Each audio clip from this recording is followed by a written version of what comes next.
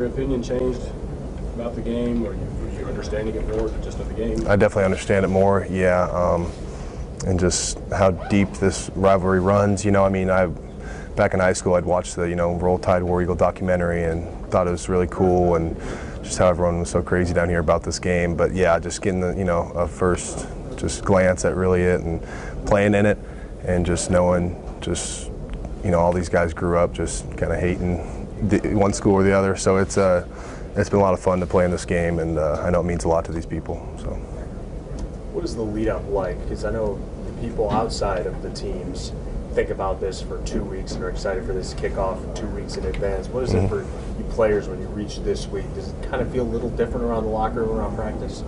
I think not really. I think we do a good job of just kind of doing your own thing, and it's another week for us. We got to go out there and execute in the same thing, and I mean, it's like, don't get too emotional, because then we just make kind of rash decisions. And so it's another game. Go out there and practice the same way, do the same things during practice, kind of same preparation leading up to the game, and just go out there and I mean, for some guys this game means a lot more than others, just based off of where they were raised and stuff like that. But just go out there and execute. How much do you hear about this game from fans, from other people you meet on the streets that talk to you about, like, hey, you got to go out there, you better beat Auburn? Quite a bit, yeah.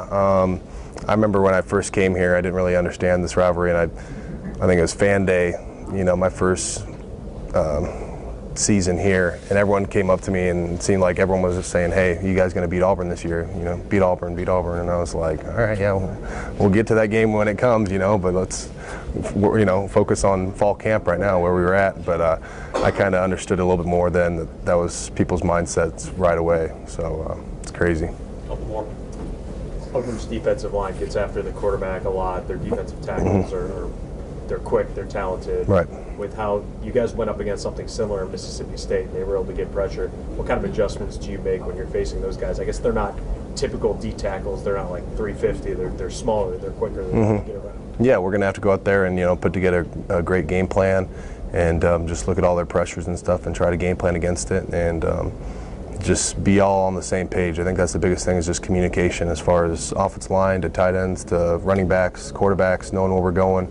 So I think that's really the key to that, as far as just all being on the same page. I know we've had some miscommunications in the past that have led to pressures or sacks or whatever, so not necessarily guys just getting beat, but just miscommunication stuff. So I think that'll be crucial, and thankfully we're at home to where the crowd noise won't be as much as a factor, so that'll play into our hand a little bit.